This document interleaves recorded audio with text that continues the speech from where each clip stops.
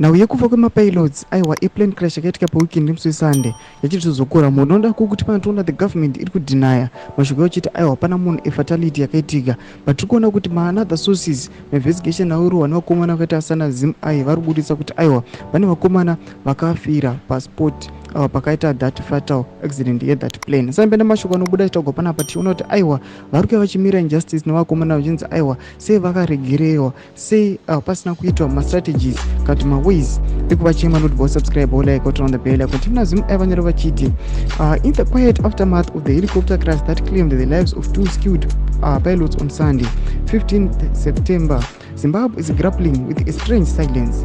These pilots, who had been flying ED that very day, have now been relegated to the shadows of public memory. Their service and sacrifice seemingly erased from the national consciousness. Their tragic deaths while fetching Mnangagwa from the Bikita after a routine mission have barely registered in the public discourse, raising troubling questions about the value placed to those who serve in proximity to power. The two men had flown the president earlier that day, trusted to steer the presidency journey through the skies, tasked with the weighty responsibility of ensuring safety. The question looms large. Why has the government so swiftly erased their memory? One possible explanation is the optics of power in the political landscape where narratives are tightly controlled.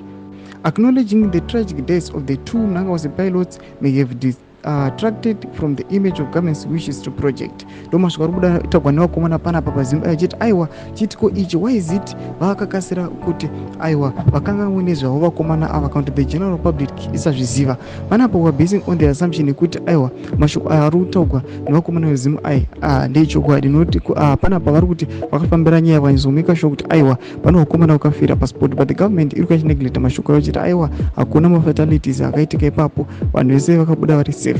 Chitiko chatiri kuona chiri chikamira yeZimbabwe tichiona kuti aiwa information mafambiro ayakuita aiwa takuona kuti kunenge kwaane information iri kubuditsiwa kundenhema chazuti yava government here vanhu vakomana vari kufambira nawo. Mutidza mafunguro enyu munoti kudii pamusoro pechitiko ichi? Kuna comment section medu musaona subscribe or like, turn on the bell.